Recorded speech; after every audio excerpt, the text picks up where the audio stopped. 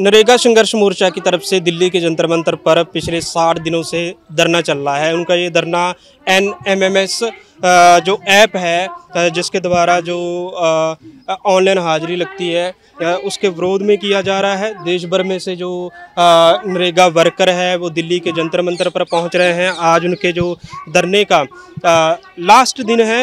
हालांकि धरना उनका 100 दिन का था, पर उनके जो प्लानिंग में कुछ चेंजिंग आई है। हमारे साथ शेखर जी हैं जो पहले दिन से लेकर आज 60वें दिन तक जो इस धरने पर मौजूद रहे हैं। उनसे जानेंगे कि सरकार से उनकी लगातार क्या बातचीत होती रही है मंत्रालय से और क्या विश्वास मिला विश्वास आया है सरकार का। पहले स्वागत है आपका जी। तो ये नरेगा संघर्ष मोर्चा की ओर से ये धरना 13 फरवरी से चल रहा है। आज 60वां दिन है। तो प्रमुख रूप से 3 जो वजहों से ये धरना शुरू हुआ। पहला कि बजट जो है नरेगा का वो इस बार सबसे कम है अभी तक के इतिहास में। पिछले 18 साल से नरेगा है और उसके इतिहास में आज सबसे कम है 60,000 करोड़। और इतने बजट में केवल 17-16 दिनों का ही काम मिल पाएगा पूरे देश में। तो वो मांग है कि बजट बढ़ाया जाए। दूसरा है कि जो ये NMMS ऐप है, जो डिजिटल ऐप है, इसकी वजह से मजदूर काम करने के बाद उसकी मजदूरी नहीं लग रही है। कई सारे उसके इशू हैं क्योंकि वो संभव नहीं है ग्रामीण इलाकों में इस तरह का ऐप का आसानी से उसका उपयोग हो पाना। तीसरा है आधार बेस्ड पेमेंट सिस्टम कि पेमेंट की जो व्यवस्था है उसमें आधार को ज़बरदस्ती थोपा जा रहा है मजदूरों के बीच। और एक आधे से ज़्यादा देश के मजदूर जो हैं वो आधार से लिंक नहीं है उनका बैंक अकाउंट या उनका जॉब कार्ड। तो ये 3 प्रमुख वजह हैं। इसके अलावा पेमेंट डिले का मुद्दा है, भ्रष्टाचार है। पश्चिम बंगाल का एक जो मुद्दा है कि वहाँ काम नहीं मिल रहा है 1 साल से ज़्यादा अधिक समय से। तो ये सारे मुद्दों के साथ यहाँ मजदूर पिछले 60 दिनों से बैठे हैं। 6 बार मीटिंग 60 दिनों से बैठे हैं। तो सरकार से कितनी बार वार्तालाप हुई? आप लोग सुप्रीम कोर्ट में भी गए थे, सुप्रीम कोर्ट के द्वारा भी कुछ ऑर्डर आया है, उसके बारे में बताइएगा। सरकार से वार्तालाप क्या हुई? क्योंकि सरकार मंत्रालय ने संसद में कहा है, संसद सत्र में, कि जो नरेगा में कोई जो प्रॉब्लम नहीं है, जो भुगतान टाइम से किया जा रहा है, जो ऐप की आप बात कर रहे हैं हाजिरी की, वो भी सही से काम कर रहा है। तकनीकी समस्या आ रही है उसमें बीच बीच में, उसको सही करने का भी दावा किया गया। तो ये जो सरकार ने दावा पार्लियामेंट में किया, जो कि एक सबसे ऊंची जगह है जहाँ पे झूठ नहीं बोला जाता है, लेकिन वहाँ पे झूठ बोला गया कि सब कुछ ठीक चल रहा है, जबकि ऐसा कुछ नहीं है। मतलब हमने वो सारा साक्ष्य के साथ सब प्रस्तुत किया मंत्रालय को भी, और मंत्रालय ने ये माना कि ये ऐप की वजह से या आधार पेमेंट सिस्टम की वजह से मजदूर काम से दूर जा रहे हैं और उनको दिक्कतें हो रही हैं। क्योंकि हम 6 बार मिले हैं मंत्रालय से, 6 बार में से सिर्फ 1 बार हमें ठीक से कुछ बात हुई है, जो हमारी 3 अप्रैल की आखिरी मीटिंग थी।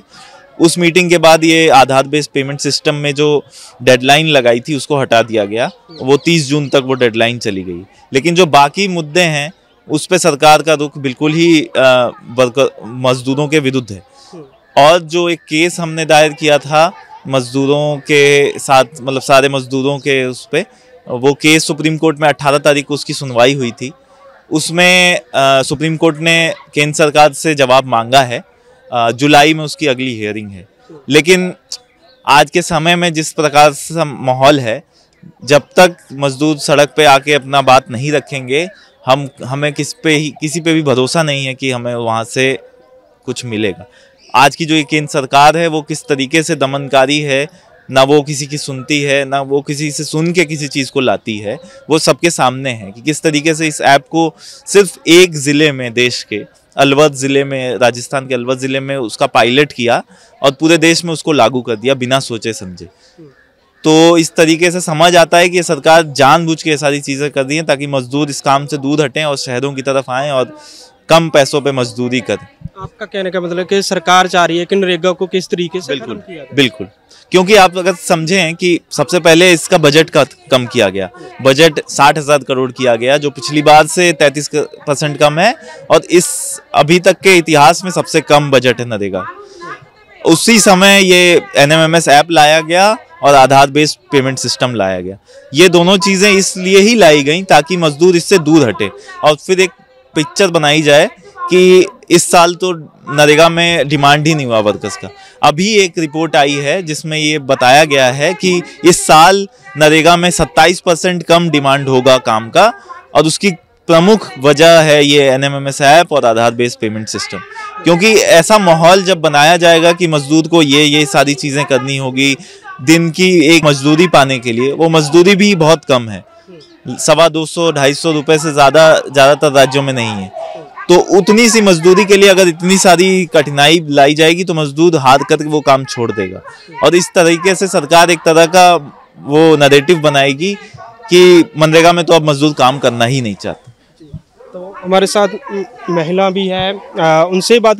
मैम 60 दिन हो गए हैं बैठे हुए हैं, लास्ट दिन है, 60 दिनों का फायदा हुआ है कुछ बैठने का? फायदा बिल्कुल भी नहीं हुआ, मतलब कि निराशा ही ज़्यादा हुआ, क्योंकि सरकार की तरफ से कोई बातचीत नहीं हुआ। हम लोग तो गए लेकिन सरकार तो जैसे कि वैसे ही रह गए।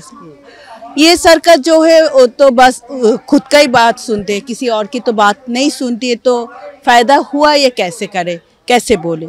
लेकिन एक फ़ायदा ज़रूर हुआ, फ़ायदा जो हुआ कि हम सब एक है, और एक होकर हम लोग अपने अपने जगह पर ये वाला धरना लगातार देते रहेंगे जब तक हमारे मांगे पूरी नहीं होती।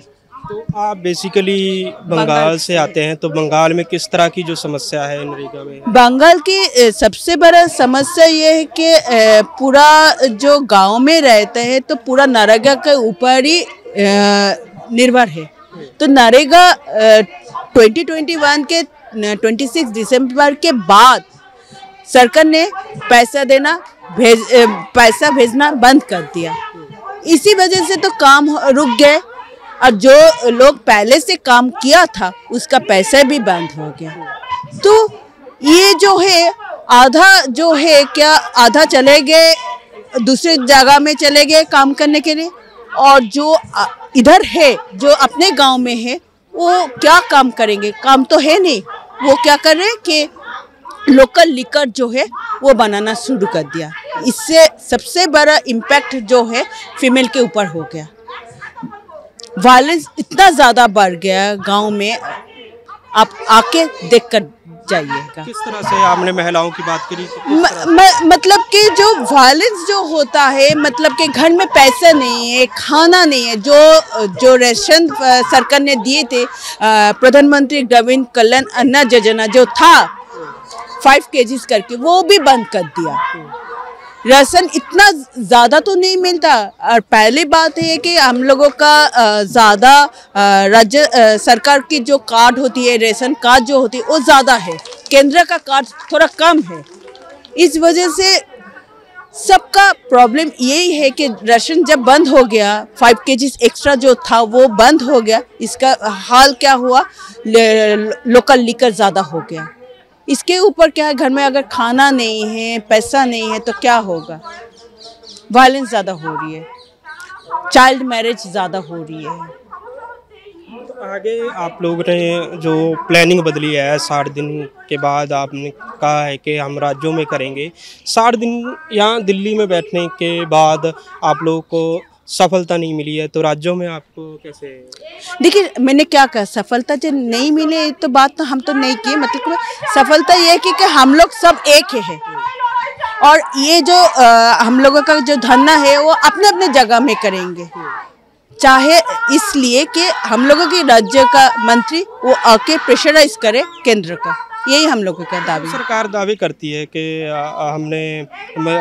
हमारी सरकार ने मजदूरों के लिए बहुत सारे काम किए हैं। वो आपने राशन की बात की, तो सरकार ने पिछले समय बयान दिया है कि पाकिस्तान में लोग कैसे भूख से मर रहे हैं, और हमारे यहाँ 80% जो लोग हैं उनको हम फ्री राशन दे रहे हैं।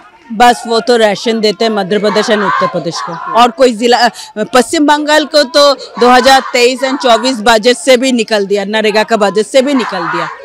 तो कहाँ है पश्चिम बंगाल का, इंडिया के अंदर नहीं है क्या? अब पूछिए सरकार से, हम लोग कहाँ जाए?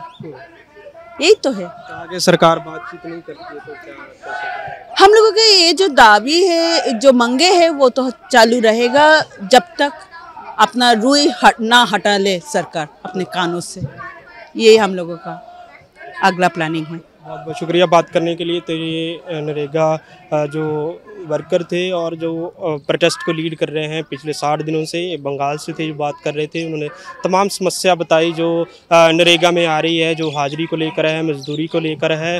उन्होंने बताया कि कैसे किस तरह से जो मज़दूरों की जो दिहाड़ी है वो तो मजदूरी तो लग जाती है, पर जो हाजिरी है वो नहीं लगती, जिसकी वजह से वो उनकी गैर हाजिरी होती है और पेमेंट नहीं आती है, जिसकी वजह से तमाम मुश्किलों का सामना करना पड़ रहा है। वो 60 दिन दिल्ली के जंतर मंतर पर बैठे हैं। अभी उन्होंने कहा है कि हम राज्यों में जाकर बैठेंगे और राज्यों में जाकर धरना देंगे, और सरकार हमारी बात सुनती है या नहीं सुनती है, ये लड़ाई इसी तरह जारी रहेगी। कैमरामैन देवेंद्र सिंह के साथ मैं रविंद्र सिंह, MNTV, दिल्ली।